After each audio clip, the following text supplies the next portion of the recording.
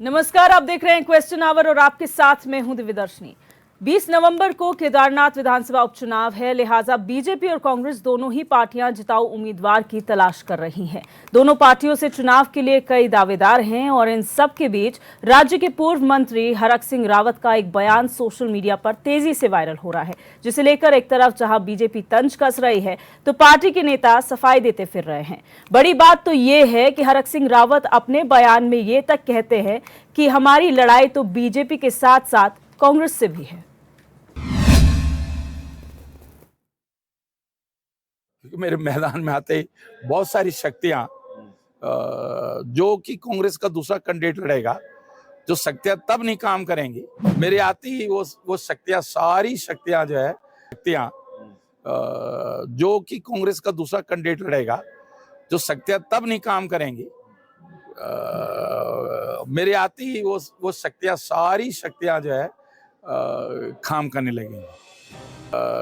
वो नहीं है। और मुझे अपनी लोकप्रियता पर, केदारनाथ में अपनी लोकप्रियता पर भी मैं कम नहीं है। मैंने बहुत सेवा की है, केदारनाथ की, बाबा की भी बहुत सेवा की है, लेकिन मेरे मैदान में आते ही ये चुनाव भाजपा अगर 100 घोड़े लगाएगी, माना अगर कोई और लड़ेगा तो जब मैं सीनियर रिपोर्टर हो जाऊं, फिर डिप्टी एडिटर हो जाऊं, फिर एडिटर हो जाऊं, चाहेगा नहीं चाहेगा आदमी। मैंने एक दिन किसान भवन में, हरीश रावत मुख्यमंत्री थे, मैंने एक सब इंस्पेक्टर से कहा, भाई तो क्या भर्ती कैसे हुआ, कि सिपाही हुआ।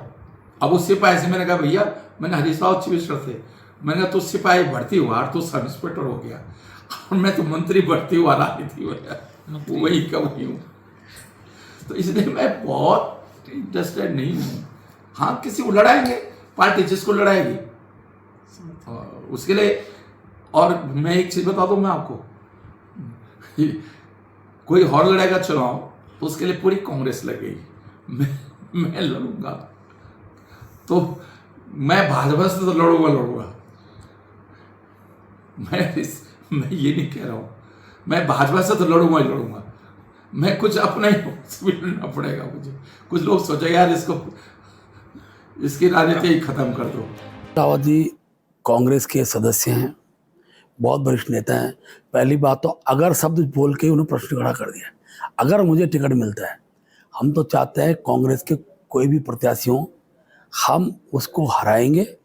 और हरक सिंह जी क्योंकि हमारे दल में पहले रहे हैं, व्यक्तिगत सुझाव यही है कि देवभूमि केदारनाथ की विधानसभा भाजपा की विधानसभा है, वो खुले ना सही आंतरिक भाव से भाजपा जीते, इसकी आराधना बाबा केदार से करें। और क्योंकि कांग्रेस अगर उनको लड़ाती है तो हमको भी स्वीकार्य है। हरक सिंह जी ने कहा है, वो किस मंशा से कहा, क्यों कहा, किस लिए कहा, अभी तो हमारे टिकट ही तय नहीं हुआ। अभी तो उम्मीदवारों के बारे में आज फैसला लेने के लिए और कार्यकर्ताओं से राय मशवरे, राय शुमारी करने के लिए हमारे पर्यवेक्षकों का दल वहाँ गया है। 4 वरिष्ठ नेता वहाँ पर गए हैं, कार्यकर्ताओं से बातचीत कर रहे हैं। जब कार्यकर्ता से बातचीत के बाद जो रिपोर्ट उनकी आएगी, उसके बाद हम उम्मीदवारी तय करेंगे। जिसकी भी उम्मीदवारी होगी तब तय होगी।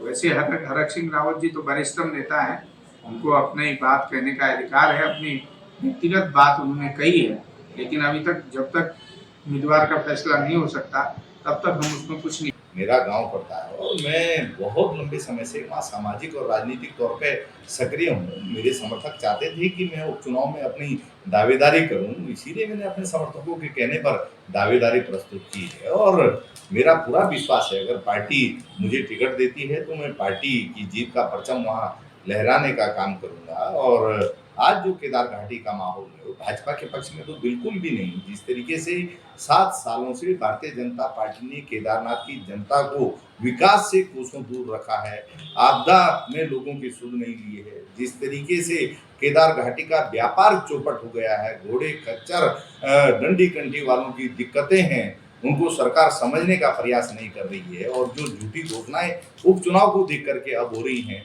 मैं सरकार से पूछना चाहता हूं कि पिछले 7 सालों में इन घोषणाओं की याद सरकार को क्यों नहीं आई। आज आपके मंत्री वहां गांव गांव घूम रहे हैं, लेकिन पिछले 7 सालों में आपके मंत्री ने वहां की जनता का दुख दर्द समझने का प्रयास क्यों नहीं किया? तो निश्चित तौर पर जनता जनार्दन कांग्रेस पार्टी के प्रत्याशी को जिताने का काम करेगी और पार्टी जो भी निर्णय लेगी, मैं पार्टी के निर्णय को आगे बढ़ाने का काम। तो मौका है केदारनाथ उपचुनाव का, जहां तमाम राजनीतिक दल अपनी अपनी तैयारियों में जुटे हैं, तो वहीं अभी जो कैंडिडेट्स हैं उनका ऐलान होना बाकी है। लेकिन हरक सिंह रावत के कुछ ऐसे बयान हैं जो आजकल सोशल मीडिया पे बहुत ट्रेंड कर रहे हैं, जिसकी वजह से बीजेपी के साथ साथ अब कांग्रेस की भी मुश्किलें बढ़ती हुई नजर आ रही है। तमाम मेहमान हमारे साथ जुड़ चुके हैं, पहले उनका इंट्रोडक्शन आपसे करा देते हैं। हमारे साथ सतीश चंद भाजपा प्रवक्ता जुड़ चुके हैं, आशीष नौटियाल जी कांग्रेस प्रवक्ता हैं, दीपक रावत जी यूकेडी प्रवक्ता हैं और विजेंद्र रावत जी राजनीतिक विश्लेषक फोन लाइन पर हमारे साथ जुड़े हुए हैं। आप सभी मेहमानों का स्वागत है। सबसे पहले आशीष जी, सवाल आप लोगों से बनता है, एक तरफ तो आप लोग दावे कर रहे हैं केदारनाथ सीट इस बार 100% आप जीतेंगे, लेकिन आप ही के वरिष्ठ नेता जो है कहते हैं बीजेपी से तो लड़ाई है ही है, पर कांग्रेस भी कम नहीं है, कांग्रेस से भी मैं लड़ूंगा। देखिए, रावत जी ने हल्के से बात भी कही, अभी आपके माध्यम से सुनना है, चैनल के माध्यम से, तो ठीक है, उन्हें लगा होगा कोई एक आध उनको शायद पसंद ना करते हो या कुछ होगा, ये तो उनका पर्सनल अपना वो है।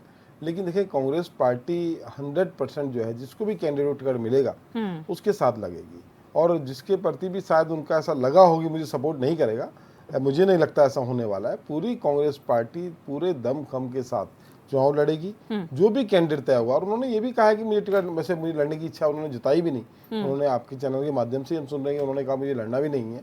और उन्होंने ये बात भी कही कि अगर मैं लड़ूंगा तो भारतीय जनता पार्टी के जो है 1000 घोड़े मेरे पीछे लग जाएंगे, वैसे 100 लगेंगे तो यहाँ 1000 लगेंगे, क्योंकि भारतीय जनता पार्टी एक ब्लैकमेलर है, इन्हें सामने वाले को ब्लैकमेल करना आता है।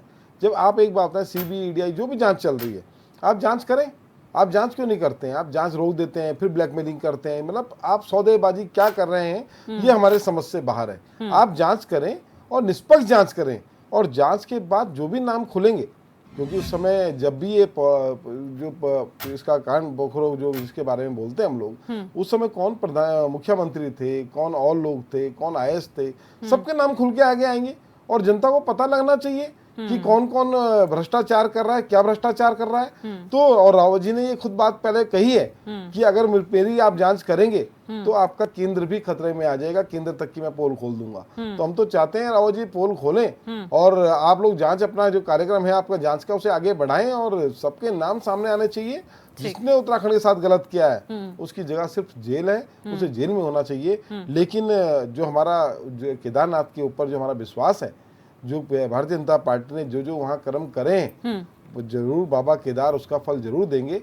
जो मंदिरों में लोग दान धर्म करना जाते हैं, वहाँ भारतीय जनता पार्टी के लोग सोना चोरी करते हैं। तो जिस लोगों ने चोरी किया उसका सबक मिलेगा इन लोगों को। मंदिरों को आप ट्रांसफर कर रहे हैं, मंदिरों की फ्रेंचाइजी खोलने का काम करते हैं, तीर्थ पुरोहितों के घर आप तोड़ रहे हैं। तो आपने जो केदारनाथ के अंदर किया है, निश्चित इसका फल आपको मिलेगा। और चुनाव बहुत नजदीक है, देखते हैं आगे क्या क्या होता है। हम अपना कैंडिडेट तय कर रहे हैं, और ये लोग भी सोच रहे हैं जो भी कैंडिडेट होगा पूरी पार्टी उसके साथ पूरे दमखम से लगेगी। बिल्कुल। सतीश जी, आप लोग अपने कैंडिडेट्स के लिए तो कहते हैं पूरा संगठन एकजुट होगा, उन्हें एकजुट होकर जिताया जाएगा, लेकिन दूसरे कैंडिडेट्स के लिए आप मुसीबत खड़े कर देते हैं कि बिना लड़े ही लोग डर जाते हैं कि बीजेपी जहां जो है पूरे दमखम के साथ अगर कोई और कैंडिडेट लड़ेगा तो छोड़ेगी नहीं।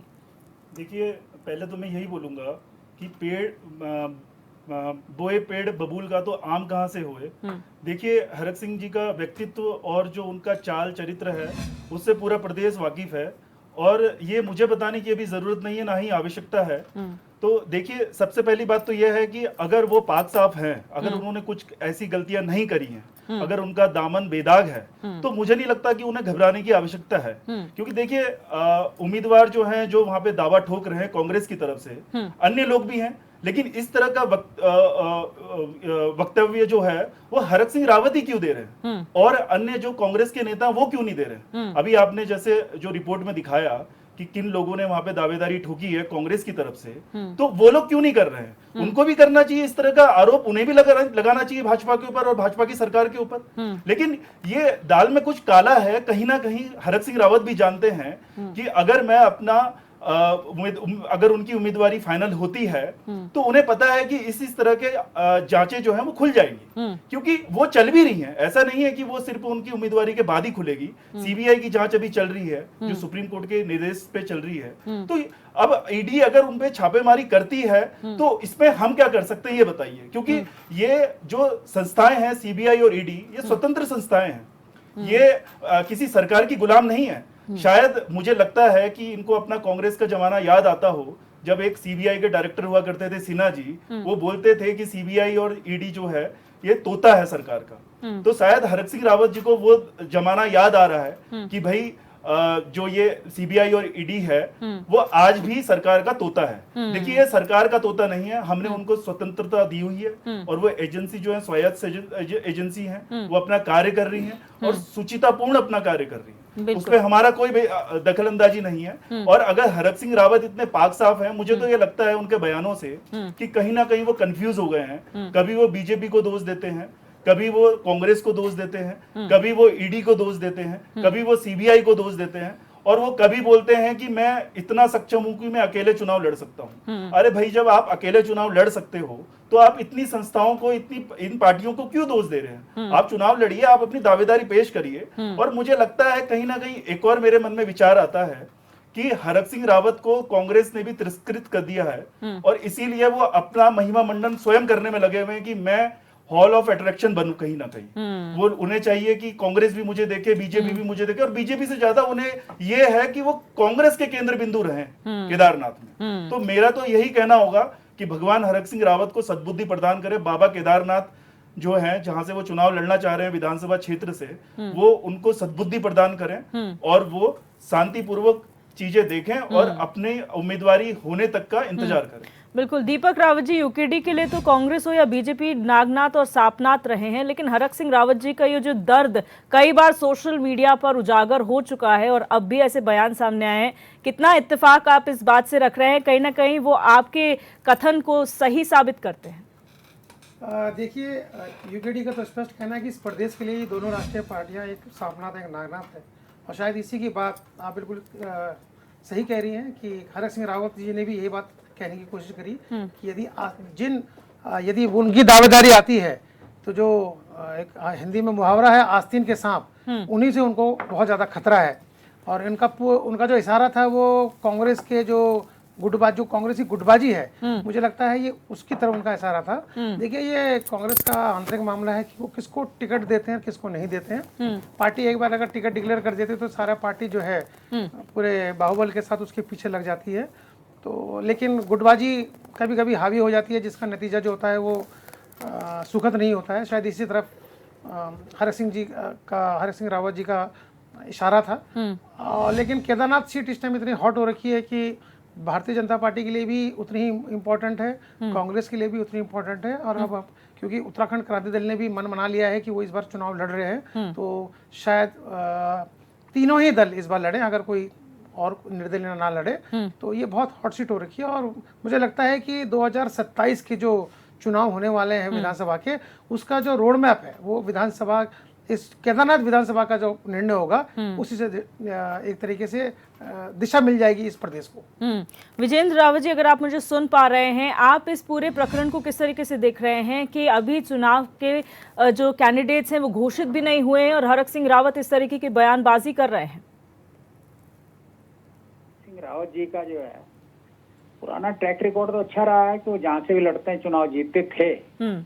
लेकिन अब मुझे लग रहा है कि जिस तरह वो पार्टियां बदलते हैं और जिस भी पार्टी में जाते हैं वो वरिष्ठतम बन जाते हैं, स्वयंभू, ये उनके लिए मुझे लगता है उनके लिए भी और पार्टी के लिए भी, दोनों के लिए नुकसानदायक है। अब इसमें उनके बयान से समझ नहीं आता है कि वो कांग्रेस से लड़ना चाहते हैं, बीजेपी से लड़ना चाहते हैं। वो कहते हैं कि बीजेपी 1000 घोड़े मेरे पीछे लगा देंगे, अरे इतने ताकतवर हैं। और दूसरे कहते हैं कि कांग्रेस में मैं रहूंगा तो जो गुट खिलाफ भी होंगे वो भी पक्ष में आ जाएंगे। उनकी बात में मुझे लगता है कि कंफ्यूजन है। और मुझे इससे लगता है कि ये वही काम कर रहे हैं जो बीजेपी के लिए राजेंद्र भंडारी ने बद्रीनाथ में किया था, वो काम ये खुद कांग्रेस के लिए कर रहे हैं।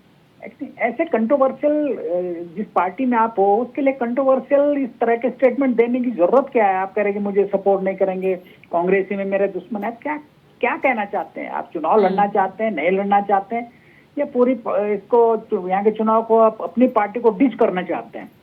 ये तो रही ये बात। दूसरी मैं ये कहना चाहता हूँ कि इस समय बीजेपी के लिए केदारनाथ की सीट करो और मरो की है, क्योंकि पिछला जो ट्रैक रिकॉर्ड रहा जिसमें बीजेपी ने नेशनल लेवल पे वो किया है, चाहे अयोध्या हो, चित्रकूट हो, बद्रीनाथ हो, इन जगहों हारने के बाद अब मुझे लगता है बीजेपी के लिए केदारनाथ करो या मरो की बात है, न सिर्फ राज्य संगठन के लिए बल्कि राष्ट्रीय संगठन के, क्योंकि केदार बाबा जो है मोदी जी का सबसे प्रिय अयोध्या और केदारनाथ सबसे प्रिय रहे हैं। तो मुझे लगता है जो यहाँ की स्टेट यूनिट है इसके लिए भी करो या मरो का मामला है। ये दूसरी बात है कि टिकट किसको मिलता है नहीं मिलता है, लेकिन मुझे लगता है कि प्रारंभिक जो फर्स्ट स्टेप होता है, ये सब पॉलिटिक्स में चलता है, वो हरक सिंह ने अपनी पार्टी के लिए थोड़ी ऑकवर्ड पोजीशन कर दी है, इस तरह की स्टेटमेंट देने के। आप लड़ना चाहते हैं, नहीं लड़ना चाहते हैं,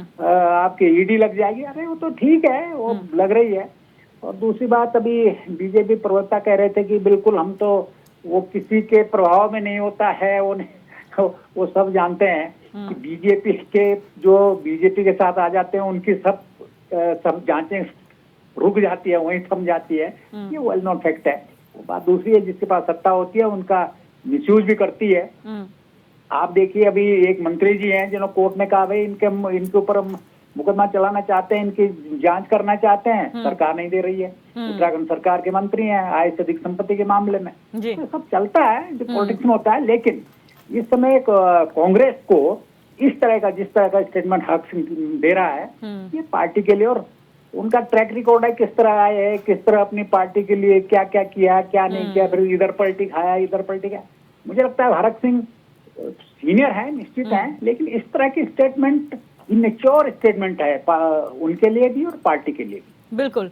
आशीष नौटियाल जी, एक तरफ तो आप लोग कहते हैं चुनाव शुरू होने से पहले कि हम लोग एकजुट होकर संगठन को मजबूत करेंगे, चुनाव जिताने का काम करेंगे, हम जनता के बीच जा रहे हैं, लेकिन जैसी चुनाव नजदीक आता है कुछ ना कुछ आपके संगठन में ऐसे लोग हैं जो बयानबाजी करके आपके लिए ही मुश्किल खड़ी कर देते हैं। पहले हरक सिंह रावत जी ने कहा कि मैं अगर बयान देने लगा और मैंने अपना मुंह खोला तो यहाँ की राजनीति नहीं बल्कि पूरे देश की राजनीति में भूचाल आ जाएगा। फिर वो कहते हैं कि व्यक्तिगत तौर से मैं चुनाव नहीं लड़ना चाहता। फिर वो ये भी कहते हैं कि मैं जमीनी स्तर पर अगर अपनी लोकप्रियता की बात करूं वहां कोई संशय नहीं है, मेरी लोकप्रियता है, मैं जीत सकता हूं।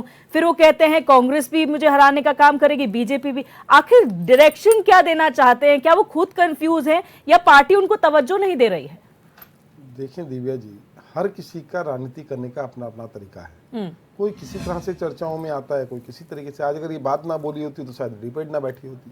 डिबेट में उनकी बात जब उन्होंने बोला तो और एक वर्चस्व वाले नेता हैं, उत्तराखंड के नेता हैं, तो उनकी बात को मीडिया भी तवज्जो देता है, तभी मीडिया डिबेट करता है, नहीं तो बातें तो कई लोग बोलते हैं। तो एक बड़े नेता हैं और हर किसी का अपना अपना तरीका है। लेकिन होता क्या है, देखिए चुनाव से पहले जो है पार्टी के अंदर कई उम्मीदवार होते हैं, चाहे किसी पार्टी की बात करें, और हर कोई अपने अपने स्तर पर काम करता है, बयान देता है, सब कुछ होता है। लेकिन जब पार्टी किसी एक का टिकट फाइनल कर देती है तो पूरी पार्टी जो है उसके साथ लग जाती है। क्योंकि देखो आज अगर हम कांग्रेस के साथ नहीं लगेंगे तो हम भाजपा को थोड़ी जिताएंगे, उससे जिता के हमें क्या मिलेगा? हमें तो कांग्रेसी को जिताना है ना, क्योंकि कांग्रेसी जीतेगा तो ही हम काम करा पाएंगे, तभी काम होगा। आज आप देखें मुख्यमंत्री जी ने कभी जो है केदारनाथ को पूछा नहीं, अब जब जाके चुनाव समय नजदीक आ गया तो वहां घोषणाएं स्पेशलिस्ट बन गए, इतनी घोषणाएं करने लगे, ये भी कर दी। तो आशीष जी, आपका मतलब है मीडिया में हेडलाइंस बनाने के लिए अनर्गल बयानबाजी करेंगे? क्या यही आपकी पार्टी का लोकतंत्र है, जिसे कहते हैं आपकी पार्टी में बहुत आजादी है जो बीजेपी में नहीं है? यानी कि आप आजाद होकर कुछ भी बोल सकते हैं और अपने पार्टी को ही नुकसान पहुंचाएंगे? देखिए हर जगह हर पार्टी में कोई ना कोई कुछ ना कुछ बयानबाजी देता है। अभी इनका ये बीजेपी का जब अपने सम्मेलन चल रहा था तो वहां भी तीरथ सिंह जी ने बोल दिया था कि अब एक हो जाओ, अब सुन लो, ये कर लो। विजय बहुगुणा जी ने बोला था। तो ये चलता रहता है। देखिए राजनीति है और जितने मुंह उतनी बातें, कुछ ना कुछ बयान हर कोई देता है, और उस बयान को कौन कितना समझ पाता है, कौन कितना सीरियस लेता है, ये उसके विवेक पर डिपेंड करता है। लेकिन हाँ ये बात तो है, हरक सिंह रावत जी एक बड़े नेता है और निश्चित अभी ऐसा कोई फाइनल नहीं हुआ कि टिकट उनको मिलना है या किसी और को मिलना है। पार्टी नेतृत्व गया हुआ है और देखेगा कौन मजबूत कैंडिडेट है, किसको टिकट देना चाहिए, और निश्चित ही उन्हें टिकट मिलेगा। और हरक सिंह जी की बातों से मुझे कहीं ऐसा लगा नहीं कि उन्होंने कोई इच्छा जाहिर करी कि मुझे टिकट चाहिए, क्योंकि कई कारण हो सकते हैं इस चीज के। तो इतनी परेशानी क्यों सर? आप कह रहे हैं इच्छा जाहिर नहीं करी, फिर बयानबाजियां किस लिए? एक व्यक्ति अगर इच्छुक नहीं है तो ना वो मीडिया में बयान देगा और ना वो किसी तरीके की प्रतिक्रिया जाहिर करेगा। लेकिन अगर आप बीजेपी को बोल रहे हैं कि आप हमें हरवाने का काम करेंगे, कांग्रेस की गुट से लड़ने की कोशिश हरक सिंह रावत यहाँ पर करते नजर आ रहे हैं, तो फिर इच्छा जाहिर करने की बात ही नहीं है ना यहाँ पे। देखिए दिव्या जी, हरक सिंह रावत जी ने कोई प्रेस कॉन्फ्रेंस तो करी नहीं कि प्रेस कॉन्फ्रेंस करे, सबको बुलाया और आओ मैं कुछ बोलना चाह रहा हूँ, ऐसा तो हुआ नहीं। अब ठीक है, मीडिया वाले गए थे, किस बात में बात आई, क्या हुआ, वो तो रावत जी जाने और मीडिया जाने क्या बात हुई, क्या से हुआ। लेकिन जब जिसका भी टिकट फाइनल होगा, तो चाहे माननीय हरक सिंह रावत जी हों, चाहे हमारे माननीय करण महाराज जी हों, चाहे हमारे हरीश रावत जी हों, सब के सब एक पूरे तन मन धन से उसके साथ लग जाएंगे और उसको जिताने का काम करेंगे। अभी जो ईडी सीबीआई ये सब बातें हो रही हैं, और हमारे जो बीजेपी के प्रवक्ता जो बता रहे हैं कि ईडी सीबीआई जो है स्वतंत्र है, स्वतंत्र होता तो बहुत अच्छा था। स्वतंत्र होता तो हम भी देखते कि बीजेपी के ऊपर भी कम से कम कार्रवाई हो रही है। हमारे ऊपर हो रही है, हमारे 10 लोगों के ऊपर हो रही है, अच्छी बातें होनी चाहिए। आपकी भी तो किसी के ऊपर हो जाए। अब एक बात बताएं, उत्तराखंड के अंदर देहरादून में गामा जी के ऊपर आरोप लगा आय से अधिक संपत्ति का, वहां जो आरोप लगा रहा है उसको आपने जिला बदल कर दिया। तो जनता तो देख रही है। ये अपने जोशी जी हैं, गणेश जोशी जी, वो भी अपना उनके ऊपर आरोप लगा और उनसे परमिशन मांग रहे हैं कि इनको जांच करने दो, बिजनेस परमिशन मांग रहा है। तो क्या कांग्रेस ने ऐसा एग्जाम्पल सेट किया है बीजेपी के लिए कि अगर आप सत्ता में हैं तो आप अपने लोगों पर भी कार्रवाई कर सकते हैं? जब वो बात अगर किसी भी घोटाले की आती है, अगर आपने अपराध किया है तो ईडी सीबीआई से घबराना क्यों? फिर तो आपकी जांच होगी, आप पे कार्रवाई होगी। क्या कांग्रेस के काल में ऐसा हुआ है? आपके किसी अंदर बैठे हुए आदमी पर कार्रवाई हुई है? देखो, कांग्रेस के अंदर नेता यही तो बोलते हैं कि यार बताएं, भाजपा कितनी अच्छी पार्टी है जो अपने जो बलात्कार कर देते हैं यहाँ पे जो पुलकित आर्या, उसको बचाने के लिए पूरा तंत्र लग जाता है। जो और इनके नेता हैं सबके लिए पूरा तंत्र लग जाता है। लेकिन एक सिर्फ कांग्रेस पार्टी ऐसी है जो अपने नेता को अकेला छोड़ देती है। कुछ समय पहले मैं आपके साथ भी डिबेट में था जब आप लोगों ने ही बोला था कि हरक सिंह रावत को अकेला छोड़ दिया पूरी कांग्रेस पार्टी ने। तो हमारे यहाँ देखिए, अगर आरोप लगा है तो आपको उसको बाहर उससे निकलना पड़ेगा। पार्टी उसके साथ इस तरह खड़ी नहीं होती कि हम इसके साथ जो खड़े हैं। जब अगर आरोप लगा है तो निश्चित उस पर जांच होनी चाहिए। और हमेशा देखिए, माननीय करण महाराज जी ने तो बड़े खुल के बोला है, जब विधानसभा भर्ती घोटाला हुआ तो उन्होंने कहा हमारे जो अध्यक्ष रहे उनके ऊपर भी कार्रवाई करो, अपने ऊपर भी कार्रवाई करो, जिसने गड़बड़ किया प्रेमचंद्र अग्रवाल जी के ऊपर। पर भारतीय जनता पार्टी बच गई। उन्होंने क्या करा, उन बेचारे जो आपकी व्यवस्थाओं के अंतर्गत जो नौकरी लगे विधानसभा के अंदर, उनको ही उठा के बाहर कर दिया, पर अपने मंत्रियों पे आंच नहीं आने दी। तो ये लोग वो लोग हैं जो अपने आदमी को बचाने के लिए किसी भी स्तर तक जा सकते हैं, और तभी कहते हैं हमारा सबसे बड़ा संगठन है। सारे भ्रष्टाचारियों का संगठन बनाकर बैठे हैं। जिसको भ्रष्टाचार करना है उसका भारतीय जनता पार्टी में हार्दिक स्वागत, अभिनंदन। जिसको भ्रष्टाचार किया हुआ है उसका भी बिल्कुल जो गए हैं, नहीं तो उनका क्या उद्देश्य आप बताएं। हमारे दिनेश अग्रवाल जी गए, आप बताएं इस उम्र में उनको क्या चाहिए? आपको कितनी बार विधानसभा का टिकट दे दिया, आपको मेयर का भी टिकट दे दिया, आपको मंत्री भी बना दिया। अब आप भाजपा में क्या लेने गए भाई? कुछ होगा आरोप उनके ऊपर, और भारतीय जनता पार्टी का डंडा तो बिल्कुल तैयार रहता है कि भैया देख ले, या तो यहाँ या जेल।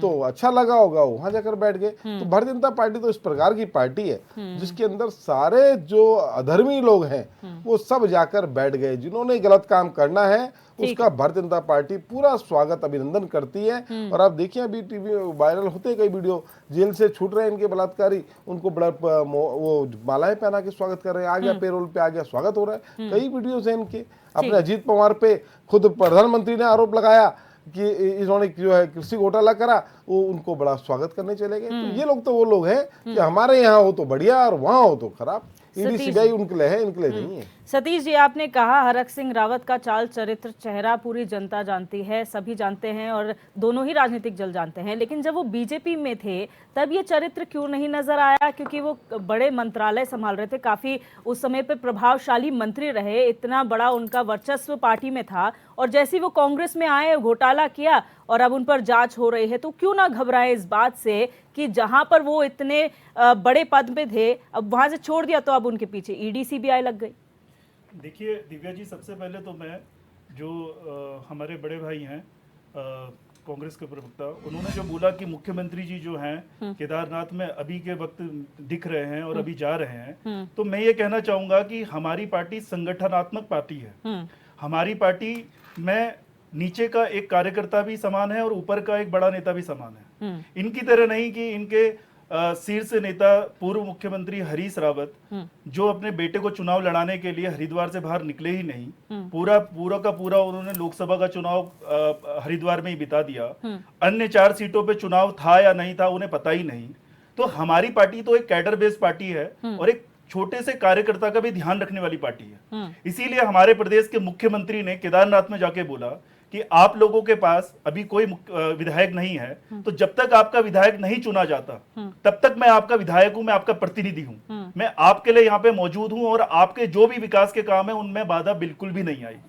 तो ये हमारी पार्टी का चाल चरित्र बताता है। और एक हरीश रावत जैसा शीर्ष नेता, हरीश रावत जी पूर्व मुख्यमंत्री और कांग्रेस में शायद ही उनसे बड़ा कोई नेता होगा उत्तराखंड में, वो अपना पूरा का पूरा सर्वस्व झोंक देते हैं हरिद्वार में अपने बेटे को चुनाव जिताने के लिए। तो ये एक कांग्रेस और भाजपा में अंतर है।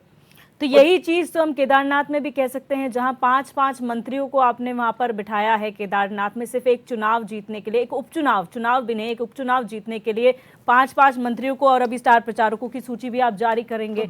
तो क्या गलत किया कांग्रेस ने अगर हरीश रावत वहां पर गए तो? नहीं, हरीश रावत और सीटों में भी जा सकते थे ना। हरीश रावत 4 अन्य सीटों में भी जाते। आप शीर्ष नेता हो कांग्रेस के, आप पूर्व मुख्यमंत्री हो, आपकी जिम्मेदारी सिर्फ आपके बेटे के प्रति नहीं है।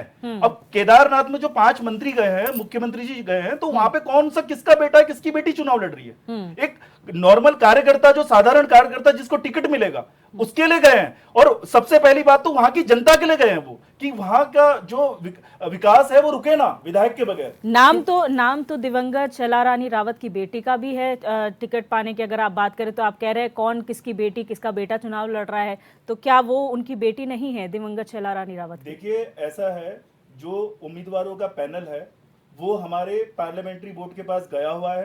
अब वो क्षेत्रीय, सामाजिक और संगठनात्मक तौर पे देखा जाएगा, विचार किया जाएगा कि कौन उपयुक्त उम्मीदवार है, तो उसी को टिकट दिया जाएगा। और रही बात, आप बोल रहे हैं कि शैलारानी रावत जी की बेटी को अगर टिकट दिया जाएगा, तो शैलारानी रावत तो दिवंगत हो गई हैं, वो तो उनका स्वर्गवास हो चुका है। वो अपनी बेटी के खुद के चुनाव प्रचार के लिए या उनके लिए माहौल बनाने के लिए थोड़ी ना जा रही है वहां पे। तो वो तो हमारे जो शीर्ष नेता है वो तो जाएंगे ही जाएंगे। तो आपने हरक सिंह रावत पे नहीं कहा, जब वो पार्टी में थे तब उन पर आरोप क्यों नहीं लगे, तब वो इतने उनका चाल चरित्र चेहरा क्यों नहीं दिखा भाजपा को? देखिए, जब ये चीजें घोटाला जो ये पाखरू वाला था या अन्य जो भी घोटाले रहे, उनके आय से अधिक संपत्ति के, मनी लॉन्ड्रिंग जो भी रहे होंगे, तो वो देखिए जब आए तो तब उस पर कार्रवाई करी गई है। और मैंने आपको पहले भी बोला है कि ईडी, सीबीआई एक स्वायत्त संस्था है। वो कांग्रेस अपने शासन काल में अपने जमाने के हिसाब से अगर उसका आकलन कर रही है तो वो उनकी गलतफहमी है। हमने सबको स्वतंत्र रखा हुआ है। सीबीआई, ईडी, सारी जितनी संस्थाएं हैं सब अपना काम अपने हिसाब से कर रही हैं। हमारा उसमें किसी के प्रति कोई भी रोकथाम या किसी के प्रति कोई प्रेशर नहीं है। वो जिसको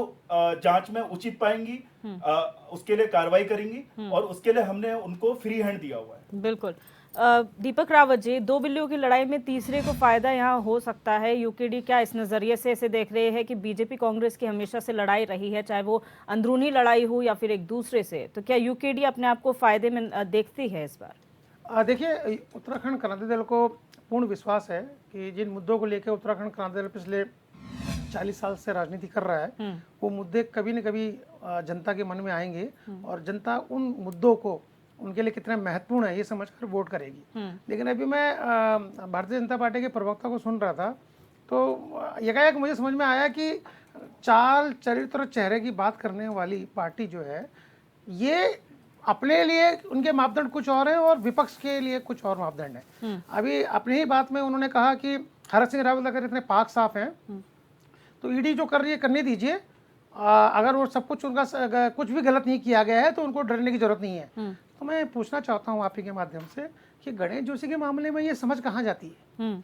मतलब अगर गणेश जोशी के आय से अधिक संपत्ति है ही नहीं तो पिछले 4 महीने से जो जांच एजेंसियां सरकार से अनुमति मांग रही हैं, दे दीजिए ना उनको। किसने मना किया है? आप दीजिए उनको। आप कहिए कि ठीक है, जांच से बाहर आइए, वहां पर ये समझ कहाँ चली जाती है भारतीय जनता पार्टी की, वहां पर ये मापदंड जो है वो कैसे बदल जाता है। अब एक और प्रकरण आपको केदारनाथ सीट का बताता हूँ। पिछले 2 साल से लगातार विपक्ष कह रहा है कि 228 किलो सोना गायब हुआ है। अब आप इनके सारे नेताओं के बयान देख लीजिए। ये जिस आदमी ने सोना दिया है, दान दिया है, उसको कटघरे में खड़ा कर रहे हैं कि जो उसने क्योंकि कोई रिपोर्ट नहीं लिखी है इसलिए मामला बनता ही नहीं है। अब इनको बताइए कि मुख्यमंत्री हो या इनके जो भी नेता हो कि उस टाइम के तमाम समाचार पत्रों का संज्ञान ले लीजिए और उन प्रमुखता से छपा हुआ था। आईटीबीपी से स्पेशल फोर्स मांगी गई थी कि इतना सोना आ रहा है, शीतकालीन ऋतु आने वाली है, कपाट बंद होने वाले हैं, कौन उसकी रक्षा करेगा। और आईटीबीपी आई। वो आईटीबीपी किस लिए आई थी? 228 किलो के लिए या मात्र 28 किलो के लिए? ये जवाब देना पड़ेगा कि 28 किलो की सोने की रक्षा करने के लिए आईटीबीपी की जरूरत पड़ रही है। अब उसका तीसरा प्रकरण सुन लीजिए केदारनाथ सीट का। सबसे पहले बीकेटीसी के अध्यक्ष ने ही जो थाना था उसमें एप्लीकेशन देकर इस प्रकरण की जांच की मांग करी। इनके प्रवक्ताओं को नहीं पता इसके बारे में, इनके नेताओं को नहीं पता इसके बारे में। अब जाके जो धर्मस्व मंत्री है सतपाल महाराज जी, जब विपक्ष प्रश्न करता है तो वो कहते हैं कि हाँ वो रिपोर्ट मेरे पास है। अब आप बताइए वो रिपोर्ट क्या सराहने में रखने के लिए है, तिजोरी में बंद करने के लिए? अरे आपके ऊपर विपक्ष इतना बड़ा आरोप लगा रहा है कि आपने केदारनाथ के सोने की चोरी करी, तो आप उस रिपोर्ट को सार्वजनिक क्यों नहीं करते हैं? उस रिपोर्ट में कुछ भी हो आप उसे सार्वजनिक करिए और दूध का दूध और पानी का पानी होने दीजिए। लेकिन दीपक रावत जी, जब इतना सवाल आप लोग उठा रहे हैं पर जनता के बीच इसका इम्पैक्ट नजर क्यों नहीं आता? कहीं भी आप कोई भी मुद्दे, अगर क्षेत्र से जुड़े हुए मुद्दे भी आप उठाते हैं या किसी एरिया स्पेसिफिक से उठाते हैं, जनता यूकेडी पर विश्वास क्यों नहीं कर पाती? यूकेडी के मुद्दे बहुत स्पष्ट हैं कि हम यहाँ पर लगातार बोलते हैं, जल जंगल जमीन की बात करते हैं, मूल निवास की बात करते हैं। आज ये मुद्दा कैसे बना हुआ है? केदारनाथ धाम को कौन ले जा रहा था बोराडी में? भारतीय जनता पार्टी, जो सनातन की ध्वजारोहक बनती है।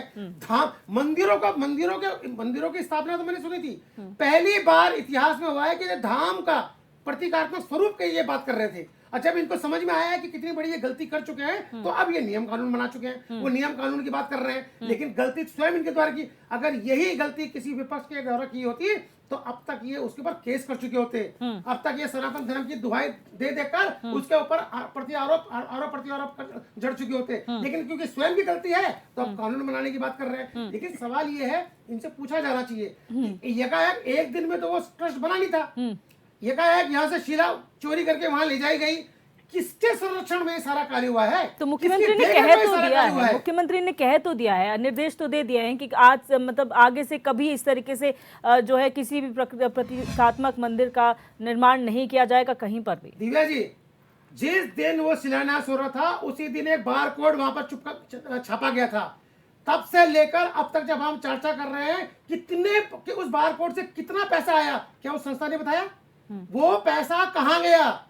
वो पैसा अगर केदारनाथ के नाम से आया था तो भारतीय जनता पार्टी या मुख्यमंत्री स्वयं बताएं कि वो संस्था बताए कि वो पैसा कहाँ गया। और अगर वो पैसा आया है तो बीकेटीसी को क्यों नहीं देते हो? लेकिन बीकेटीसी भी इसमें प्रश्न नहीं कर रही है, सरकार भी इसमें प्रश्न नहीं कर रही है। तो जनता को और विपक्ष को ये पूछना पड़ रहा है कि आप ये बताइए ये गड़बड़ जाला क्या है? ये चंदे का खेल कब तक चलेगा इस प्रदेश में कि आप चंदे की बात के बारे में सार्वजनिक है, ईडी की बात आप कर रहे हैं। अभी प्रवक्ता साहब कह रहे थे भारतीय जनता पार्टी के, आप जब चुनाव बॉन्ड के बारे में आया तो जब वो लिस्ट आई तो उस लिस्ट में वो तमाम जिनको ईडी के संबंध गए थे आधे से ज्यादा ने चंदा दिया है भारतीय जनता पार्टी को। अब ये कैसे संभव है कि मेरे घर में जो वर्तमान सरकार है वो मुझे ईडी का नोटिस भेज रही है और मैं उसको 100 करोड़ 20 करोड़ 40 करोड़ का चंदा दूं और उसके बाद वो फाइलें बंद हैं, उन पे कोई कार्रवाई नहीं की है। जिस तरह की कार्रवाई विपक्ष के या किसी दमदार जो व्यक्ति होता है उसके बारे में सरकार करती है। तो जब ऐसे कार्य सरकार करती है तो प्रश्न उठता है कि चाल चरित्र और चेहरा की बात करने वाली भारतीय जनता पार्टी जब स्वयं में ये बात आती है तब ये नियम कहाँ जाता है? बिल्कुल। विजेंद्र रावत जी, आपसे एक सवाल करना चाहूंगी। आपने कहा कि ये सिर्फ राज्य सरकार के लिए नहीं बल्कि केंद्र सरकार के लिए भी करो या मरो की स्थिति है, क्योंकि पीएम का एक केंद्र बिंदु है केदारनाथ। ऐसे में जो आरोप कांग्रेस हो या यूकेडी उठा रही है, क्या इसका असर धरातल पर देखने को मिलेगा? क्या विपक्ष सही डायरेक्शन में है? देखिए, जिस समय जो यूकेडी है ना, बेसिकली वो तीसरी ताकत के रूप में उत्तराखंड में इसके लिए भरपूर जमीन थी। लेकिन दुर्भाग्य इस बात का है, ये राज्य आंदोलन में भी रहे और यूकेडी तीसरी ताकत यहाँ बन सकती थी। और जिस तरह दोनों राष्ट्रीय पार्टियां एक दूसरे के पे, आपने पहले सुना होगा 56 घोटालों का आरोप लगा था।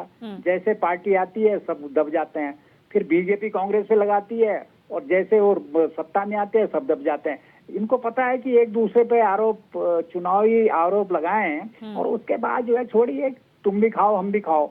इसमें तीसरे इसका बहुत ही अहम रोल हो सकता था, लेकिन दुर्भाग्य इस चीज का है और अब यूकेडी दया की पात्र भी है कि इनकी इमेज लोगों में चली गई कि जैसे ये कुछ बड़ा नेता होता है वो या तो कांग्रेस में चला जाता है या बीजेपी में चला जाता है, और फिर जैसे वो वहाँ मंत्री बनते हैं और जैसे हटते हैं वैसे यूकेडी में आ जाते हैं। तो ये बड़ा दुर्भाग्य, ये विश्वास जनता में पैदा नहीं कर पा। बहुत ही अच्छे मुद्दे उठाते हैं, इनके लीडर भी कई बहुत अच्छे हैं।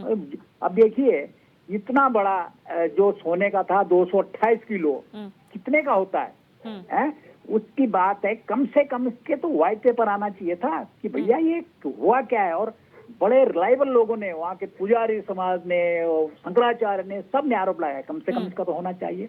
लेकिन वो जो है जनता में वो पैठ नहीं कर पाया, क्योंकि यूकेडी कहती है, भैया लोग कहते हैं लोग विश्वास नहीं करते हैं, बोला यार यूकेडी ऐसे ही कह रही है। तो ये मुझे लगता है कि ये जो बुनियादी चीजें उत्तराखंड की है दोनों पार्टियों के कारण, आप देखिए पलायन, देखिए आप दोनों पार्टियों पलायन और तेज हो रहा है और पहाड़ और खाली हो रहे हैं, बाहर से जमीनें सब ले ली गई है ना, सारी जमीनें खरीदी जा चुकी हैं। तो बुनियादी काम जो सबसे बड़ा पहाड़ी प्रदेश है जिसमें 10 जिले पहाड़ के हैं, निश्चित दोनों पार्टियों ने पहाड़ के बुनियादी पे कोई काम नहीं किया है और उम्मीद निश्चित तीसरी ताकत पे थी। लेकिन दुर्भाग्य इस बात का है कि यूकेडी उसको जनता के विश्वास पैदा नहीं कर पा रहा है। तो ये है। और हरक सिंह रावत जी को तो ये दुख हो रहा होगा कि मैं बेकार ही कांग्रेस में आया, बीजेपी में रहता तो न ईडी होती न कुछ सीबीआई होती, मस्ती में रहते और क्या पता केदारनाथ का टिकट झटक भी लेता बीजेपी से। तो मुझे लगता है उनको जो अंदर अंदर ये दुख हो रहा है उसी के बहाने उनका स्टेटमेंट, इस तरह की स्टेटमेंट इतना सीनियर लीडर दे रहा है कि पता ही नहीं चल रहा है कि वो बीजेपी का विरोध करना चाह रहे हैं, कांग्रेस का विरोध करना चाह रहे हैं, बड़ा अपने आप को बड़ा नेता बनाना चाह रहे हैं। तो आपको क्या लगता है सर, केदारनाथ उपचुनाव में कौन सा वो मुद्दा होगा जो किसी भी राजनीतिक दल के लिए एक टर्निंग पॉइंट हो सकता है? देखिए मुझे लगता है कि कोई खास मुद्दे तो जनता में क्लिक होने चाहिए ना। जनता में फिलहाल कोई मुद्दा भी क्लिक नहीं हो पा रहा है। जब इतना बड़ा सोने का मामला था, 228 किलो का था जो करोड़ों का है, जब वही क्लिक नहीं कर पाया, अब तो मुझे लगता है ताकत लगेगी, पैसे का खेल होगा और इसमें बीजेपी का मुकाबला तो कोई नहीं कर सकता। तो मुझे लगता है कि ये सब पैसे का, ताकत का। और दूसरी बात ये भी है कि उपचुनाव जो है, जो अधिकतर सत्तारूढ़ जो दल होता है उसके पास अगर वो बड़ा ही सुना हो उसके पक्ष में जाता है। जो बद्रीनाथ उपचुनाव था वो डिफरेंट था, वो राजेंद्र भंडारी ने उन्हीं कपड़ों में पार्टी बदली, न बीजेपी ने उसको एक्सेप्ट, बीजेपी कार्यकर्ताओं ने एक्सेप्ट किया और न कांग्रेस कार्यकर्ता उसके पीछे गए, इसलिए उनको वो भुगतना पड़ा। जो इस पे उत्तर देखते हैं केदारनाथ में किस तरह के कैंडिडेट होते हैं, कैसे क्लिक करते हैं। और आपके मनोज रावत जो है बड़े युवा हैं, बड़े बुनियादी मुद्दे उठाते हैं। हमने देखा है उनको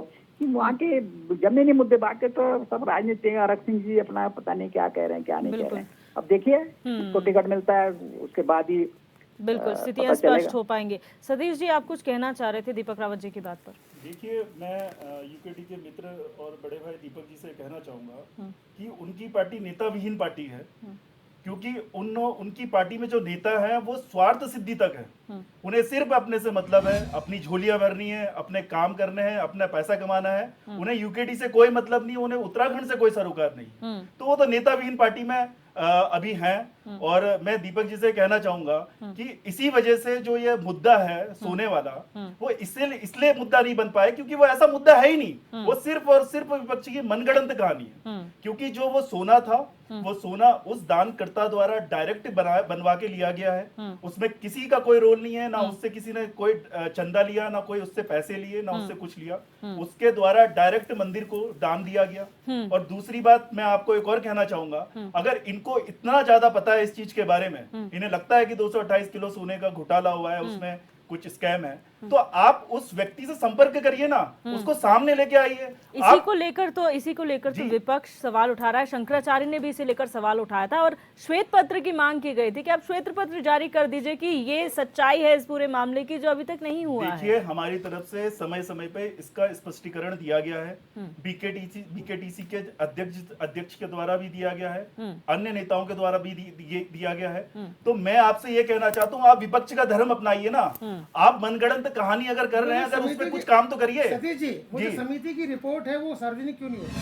समिति की रिपोर्ट समय आपको जानकारी है कि समिति बनी थी इसमें? मैं आपसे क्या कह रहा हूं? जानकारी है कि उसने पूरी समिति ने जांच करने के बाद रिपोर्ट सरकार को आप समिति की अगर रिपोर्ट आ भी जाएगी तो आप उसमें यही बोलेंगे कि ये सरकार की मिली भगत है। आप अपना काम करिए ना, आपको चोर आप अपना काम करिए, आप अपना काम करिए। अरे दीपक जी, आप अपना काम करिए, आप अपना काम करिए। अगर आपका दामन दाग नहीं है तो आप केदारनाथ के सोने के चोरी आपने नहीं करी है। भाई साहब, मैं आपसे कह तो रहा हूँ, सार्वजनिक क्यों नहीं कर रहे हैं? मैं आपसे कह रहा हूँ, आप रिपोर्ट करिए ना, सतपाल महाराज आप रिपोर्ट करिए, कोर्ट जाइए, आप स्वतंत्र है, आप स्वतंत्र है। अब ये कोर्ट चला रहे, राजनीतिक दल कोर्ट नहीं जाते हैं, आप अंधेरे में राजनीतिक दल कोर्ट नहीं जाते, आप अंधेरे में, आपको समझ में आना चाहिए। आप रिपोर्ट करिए ना। ठीक है, अब आने वाला वक्त बताएगा, आने वाला वक्त बताएगा। ठीक है, अभी मेरी बात सुनिए, ठीक है, रुकिए, आपके ऊपर लगता ठीक है। रहेगा। मैं आपसे जब तक आप नहीं नहीं करेंगे, देखिए, आपके ऊपर चोरी का आरोप लगता रहेगा। और आप इससे बच नहीं सकते हैं, भारतीय जनता पार्टी हो या मुख्यमंत्री हो, वो इस आरोप से बच नहीं सकते हैं। सतीश जी, सतीश जी, मनगढ़ंत इसलिए नहीं हो सकता आप है स्पष्ट क्योंकि करिए मीडिया इसको। रिपोर्ट्स भी आपके आ चुकी बोलने से हैं। यहाँ पर कुछ नहीं होगा समय सतीश जी। पर सवाल उठते हैं, आपके धर्म सवालों का स्वीकार किया जवाब दे के क्लैरिफिकेशन करके उसको एक तरफ किया जा सकता है। मीडिया की रिपोर्ट आई थी, आप रिपोर्ट करिए ना, अगर आपको पता है आप रिपोर्ट करिए। शांति, आराम से अरे समिति की रिपोर्ट अगर हम लोग आपके मंत्री है वो, आप यहाँ पर बैठ कर उनको छुड़ला रहे हैं। मैं आपको क्या कह रहा हूँ, आप सार्वजनिक करवाइए ना। अगर हम सार्वजनिक कर भी देंगे तो आप बोलेंगे इसमें मिली भगत है। करवाइए तो सही। हम क्या करेंगे नहीं करेंगे भविष्य के क्रम में है। अगर हम आपके पास जो है वो उसको तो करिए पहले। करेंगे, ठीक है, एक मिनट, राजनीतिक विश्लेषक कुछ कह रहे हैं, करेंगे। आप दोनों शांत हो जाए, राजनीतिक विश्लेषक कुछ कह रहे हैं। सर, मैं बीजेपी प्रवक्ता से एक निवेदन करना चाहूंगा कि अभी आप इस मंच से जरा बताइए कि वहाँ की वास्तविक स्थिति क्या है। 228 किलो सोना आया या वो तांबा है, वहाँ क्या स्थिति है, ग्राउंड रियलिटी आपको तो सब पता होगा, वो रिपोर्ट छोड़िए, क्या स्थिति है जरा क्लियर कीजिए इसको, जरा हम भी सुनना चाहते हैं कि क्या स्थिति है वहाँ की। देखिए, ऐसा है, केदारनाथ जो था धाम प्रधानमंत्री मोदी जी का ड्रीम प्रोजेक्ट रहा है और उस पर बिल्कुल उस पर मुख्यमंत्री जी भी तत्परता से काम कर रहे हैं। हमारे सारे पांचों काबीना मंत्री और खुद मुख्यमंत्री जी वहाँ पे जो आपदा आई थी अभी, तो उस पे भी सोने की बात कीजिए ना, सोना था, तांबा था, कितना किलो है, जरा इसकी बात संक्षेप में कर दीजिए, जरा बता दीजिए। देखिए, आपको तो मालूम होगा। देखिए, ऐसा है, जो वहाँ पे दान करता था, सोना जिसने दिया था उसने डायरेक्ट मंदिर को दान दिया, उसमें किसी भी कोई बीच में मीडिएटर नहीं था, तो वो सीधा सोना जो है मंदिर को दान करा गया है और मंदिर में ही है वो। अगर आप उस चीज को अगर देखेंगे, हमारे जो बीकेटीसी के अध्यक्ष हैं उन्होंने भी इस पे स्पष्टीकरण दिया था, बहुत अच्छे संक्षेप में नहीं और विस्तार में दिया था, संक्षेप में भी। तो मैं ये कहना चाहूंगा, कितना किलो सोना था वो, और वो सोने की पॉलिश किस पे चढ़ाई जा रही थी, वो तो सब मीडिया में आए, क्या था जरा बताइए। देखिए, जो पैनल होते हैं वो, उसमें सोना जो है वो पॉलिश के रूप में ही चढ़ाया जाता है, उसकी एक परत होती है, उस परत के ऊपर ही चढ़ाया जाता है। तो जो भी जहाँ पे पैनलिंग वहां पे रही है मंदिर के अंदर, तो उसमें वो परत के रूप में चढ़ाया गया था और उसमें हमारे बीकेटीसी के अध्यक्ष हैं और हमारे अन्य नेता हैं, जो शीर्ष नेतृत्व है हमारा, उन्होंने उस पर विस्तार से चर्चा करी है, विस्तार से बताया भी गया। आईटीबीपी क्या करने गई थी वह? आईटीबीपी की क्यों सोना वहाँ है? जी बिल्कुल है, जितना सोना दान पे दिया गया था उतना सोना है वहाँ मौजूद है। ठीक है, अब आशीष नौटियाल जी, हरक सिंह रावत पे वापस आ जाते हैं। यहाँ पर अब क्या स्थिति नजर आ रही है, क्योंकि बीजेपी का तो ये कहना है ठीक है हम चुनाव लड़ लेंगे, संगठन मजबूत है, यूकेडी भी अपने दावे कर रही है, लेकिन कांग्रेस के साथ सबसे बड़ी समस्या ये है कि जैसे ही प्रत्याशियों के नामों का ऐलान होता है, कोई ना कोई ऐसी अड़चन आपके संगठन के अंदर आ ही जाती है। या तो नेता खुश नहीं होते हैं, पार्टी के कार्यकर्ता खुश नहीं होते हैं, लेकिन ऊपरी तौर पर आप लोग ये कहते हैं कि हम मजबूत हैं, हम एकजुट होकर लड़ेंगे। देखिए, जो रावत जी का बयान है उसके हिसाब से तो रावत जी ने कहीं इच्छा जाहिर नहीं की मुझे लड़ना है। क्योंकि उन्होंने ये बात कही है कि अगर मैं लड़ूंगा तो भारतीय जनता पार्टी जो है अपनी कई शक्तियों को मेरे पास ऊपर लगा देंगी। तो उनको क्या है, देखिए ईडी सीबीआई सिर्फ उनको उस समय जो है, अगर जब भी वो सक्रिय होते हैं, वो देखती है कि ये कहीं चुनाव लड़ने वाले हैं तो उनके पीछे पड़ जाती है। करना कुछ नहीं है, उन्हें भी पता है नहीं होना, उन्हें भी पता है कुछ नहीं होना, लेकिन वो पीछे पड़ जाते हैं। देखो अगर लड़ोगे तो हम आपको प्रचार नहीं करने देंगे, हम आपको घर बैठा देंगे, हम आपको ईडी कार्यालय में बैठा देंगे। 2024 लोकसभा चुनाव जब शुरू हुआ ही था, प्रत्याशियों के नामों का ऐलान हो रहा था। हरिद्वार से हरीश रावत और हरक सिंह रावत के नाम पर चर्चा हो रही थी और उस वक्त मीडिया सुर्खियां बनी थी, दोनों के बीच में जुबानी जंग जो छिड़ी थी। तो क्या वो एक जो आपके लिए प्रॉब्लमैटिक सिचुएशन नहीं थी, वही अब यहाँ पर भी खड़ी हो सकती है? क्योंकि आपके सीनियर लीडर्स भी हैं जिनके अपने अपने चहेते कैंडिडेट्स हो सकते हैं।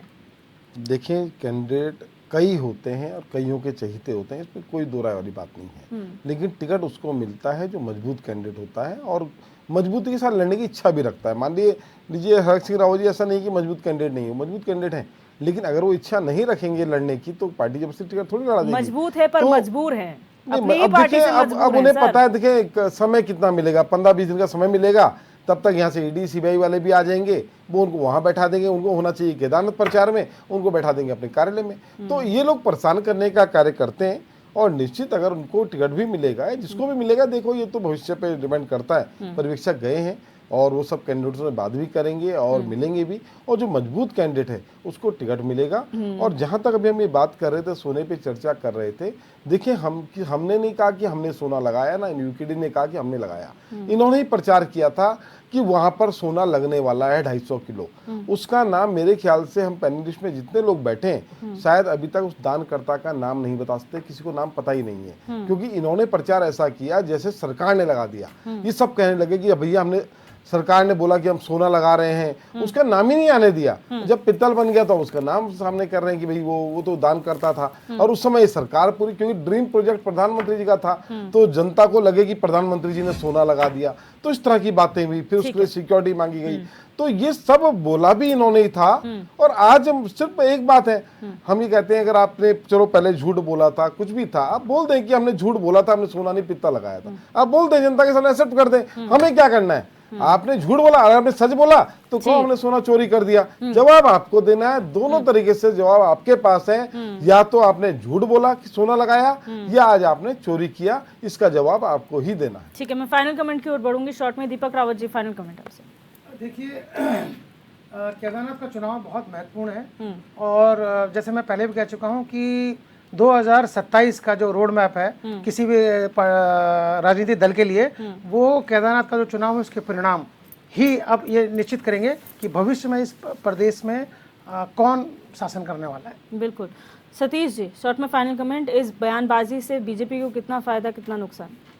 देखिए, ऐसा है, केदारनाथ धाम की जो सीट है वो हम रिकॉर्ड तोड़ वोटों से जीतेंगे और पूरे उत्तराखंड में नहीं, पूरे भारत में सबसे ज्यादा वोटों से, रिकॉर्ड वोटों से जो जीत के आएगी वो केदारनाथ धाम की सीट होगी। विजेंद्र रावत जी, सर शॉर्ट में फाइनल कमेंट। मुझे लगता है कि हरक सिंह रावत जी जो स्टेटमेंट दे रहे हैं कि ईडी पीछे लग जाएगी, तो इमोशनल उनको तो अच्छा है, अगर ईडी पकड़ती है तो इमोशनल वोट मिलेंगे कि देखिए चुनाव के लिए कर रहे हैं लोग, तो जेलों में बंद होके चुनाव जीते हैं। तो मुझे लगता है हरक सिंह को डरना नहीं चाहिए, अगर वो लड़ना चाहते हैं तो लड़ें। अगर ईडी सीबीआई उनको पकड़ती है तो उनका तो और फायदा है, इमोशनल वोट मिलेंगे उनको। आशीष जी, इन बयानबाजियों पर कांग्रेस का क्या रुख रहेगा अब? देखें, ऐसा मुझे नहीं लगता कोई ऐसा बयान है। ठीक है, अब हर कार्यकर्ता, हर नेता अपने हिसाब से अपने बयान देता है, लेकिन पार्टी का एक रुख है कि चुनाव लड़ना भी है और जीतना भी है, क्योंकि देश हित और राज्य हित के लिए कांग्रेस जरूरी है। कांग्रेस आएगी तो ही युवाओं का कल्याण होगा, महिलाएं सुरक्षित होंगी, पेंशनर्स को पेंशन मिलेगी, सरकारी रोजगार वालों को सरकारी रोजगार मिलेगा और स्वास्थ्य का लाभ मिलेगा, शिक्षा का लाभ मिलेगा। अगर भारतीय जनता पार्टी आएगी तो देश के अंदर नफरत बढ़ेगी, हिंसाएं होंगी, जिस प्रकार से आप उत्तराखंड राज्य में देख रहे होंगे हिंसाएं बढ़ रही हैं। तो ये सब करना इनका काम है।